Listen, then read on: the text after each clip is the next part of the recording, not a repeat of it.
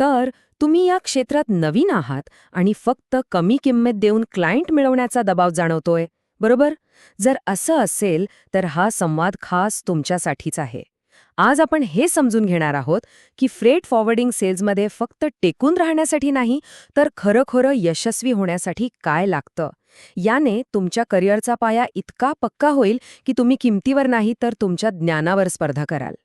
जरा प्रामाणिकपणे स्वतःला हा प्रश्न विचारा. जेव्हा एखादा क्लायंट येतो आणि फक्त रेटबद्दल विचारतो, तेव्हा कमी किमतीशिवाय आपल्याकडे दुसरं उत्तर काय असतं? अनेकदा नवीन सेल्स प्रतिनिधी याच चक्रात अडकून पडतात. पण एक गोष्ट सांगतो, हा काही एकमेव मार्ग नाहीये. उलट हा सर्वात धोकादायक मार्ग आहे. जर तुमचं उत्तर हो असेल, तर समजा तुम्ही एका अशा सापळ्यात अडकला आहात जिथून बाहेर पडणं खूप अवघड आहे. फक्त किमतीवर स्पर्धा करणं हे कधीही न संपणारं युद्ध आहे. हे लक्षात घ्या, तुमच्यापेक्षा मोठ्या कंपन्या नेहमीच कमी दर देऊ शकतात. आणि खरं सांगायचं तर सतत किंमत कमी करत राहणं हे आपलं काम नाहीच. हे बघा, इथे दोन रस्ते अगदी स्पष्ट दिसतायत. एकीकडे आहे तो किमतीचा सापळा, जो तुम्हाला फक्त खाली ओढत नेतो, आणि दुसरीकडे आहे ज्ञानावर आधारित एक अभ्यासपूर्ण प्रस्ताव, जो तुम्हाला आणि तुमच्या कंपनीला प्रगतीकडे घेऊन जातो. आपलं खरं काम फक्त किंमत देणं नाही, तर क्लायंटच्या गरजा समजून घेऊन एक असा प्रस्ताव देणं आहे, जो दुसरा कोणी देऊच शकत नाही. हाच आपला खरा आणि दीर्घकाळ टिकणारा फायदा आहे. तर मग या किंमत युद्धाच्या सापळ्यातून बाहेर कसं पडायचं? त्यासाठी आपण यशाचे 5 स्तंभ पाहणार आहोत. हे 5 नियम तुम्हाला केवळ टिकायलाच नाही, तर या क्षेत्रात स्वतःची एक वेगळी ओळख निर्माण करायला नक्कीच मदत करतील. चला तर मग, आपला पहिला आणि सगळ्यात महत्त्वाचा स्तंभ, नियमांवर प्रभुत्व. जर तुम्हाला किमतीच्या या दलदलीतून बाहेर पडायचं असेल, तर ज्ञानाचा पाया भक्कम करण्याशिवाय दुसरा कोणताही मार्ग नाही. आंतरराष्ट्रीय लॉजिस्टिक्स म्हणजे काय? फक्त एका ठिकाणाहून दुसऱ्या ठिकाणी माल पाठवणं? नाही, अजिबात नाही. यात अनेक नियम, प्रक्रिया आणि कागदपत्रांची एक गुंतागुंतीची साखळी गुंतलेली असते. जोपर्यंत हे सगळं समजत नाही, तोपर्यंत तुम्ही क्लायंटला फक्त एक दर देऊ शकाल, समाधान नाही. त्यांच्या व्यवसायात नेमकी अडचण कुठे आहे हे तुमच्या कधी लक्षातच येणार नाही. जेव्हा तुमच्याकडे या नियमांचं ज्ञान असतं ना, तेव्हा क्लायंटसोबतची चर्चा सर्वात स्वस्त कोण यावरून सर्वात चांगला उपाय कोणता यावर येते.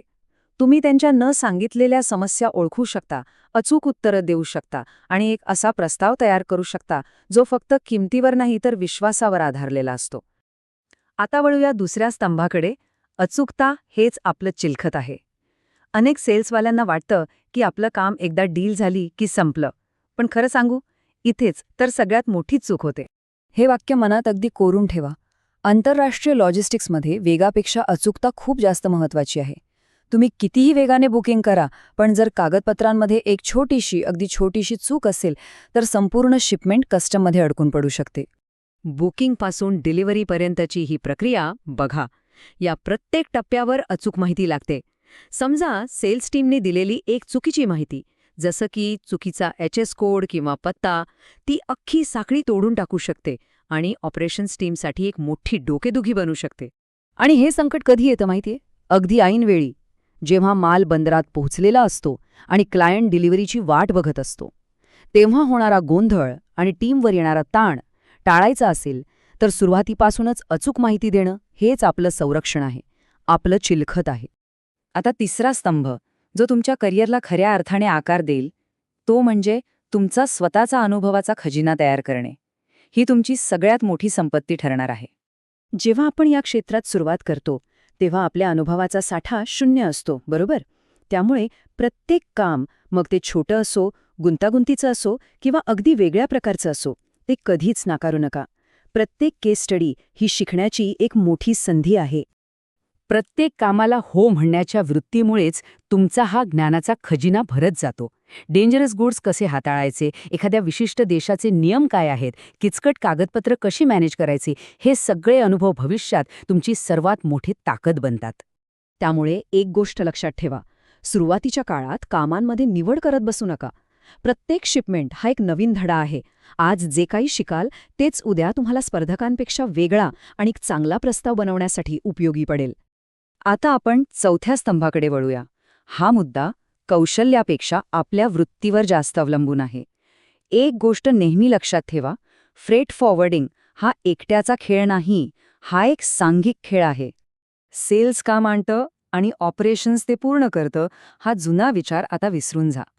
खरं तर सेल्स आणि ऑपरेशन्स हे एकाच गाडीची दोन चाकं आहेत. त्यांच्यात संघर्ष नाही तर चांगला समन्वय असेल तरच ही गाडी पुढे जाईल.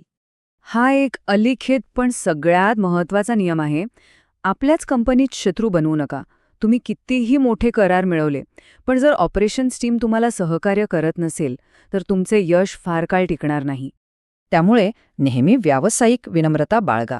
लक्षात ठेवा, प्रत्येक यशस्वी शिपमेंट हे कधीच एकट्याचं श्रेय नसतं. ते संपूर्ण टीमच्या एकत्रित प्रयत्नांचं फळ असतं. आणि आता 5वा आणि शेवटचा स्तंभ, जागतिक भाषा बोला. या उद्योगात यशस्वी होण्यासाठी आपल्याला एका महत्त्वाच्या साधनाची गरज लागणार आहे. इंग्रजी हे फक्त एक अतिरिक्त कौशल्य नाही, तर या उद्योगाची एक प्रकारे अधिकृत भाषा आहे. आपल्याला दररोज परदेशी एजंट्स, शिपिंग लाईन्स आणि वेगवेगळ्या देशांतील शाखांशी संवाद साधावा लागतो. त्यासाठी स्पष्ट आणि व्यावसायिक इंग्रजी येणं खूप आवश्यक आहे. तर आपण ह्या 5 स्तंभांना पुन्हा एकदा पाहूया. नियमांवर पूर्ण प्रभुत्व, कामामध्ये अचूकता, अनुभवाची भूक, सांघिक वृत्ती आणि जागतिक संवाद साधण्याचं कौशल्य. हाच तो मार्ग आहे जो तुम्हाला केवळ दर देणाऱ्या सेल्समनपासून ग्राहकाला खरं मूल्य देणारा व्यावसायिक सल्लागार बनवेल. तर मग आता निवड तुमची आहे. तुम्हाला फक्त किमतीच्या शर्यत धावत राहायचं आहे की ज्ञानाच्या आणि मूल्याच्या भक्कम पायावर एक यशस्वी करिअर उभं करायचंय.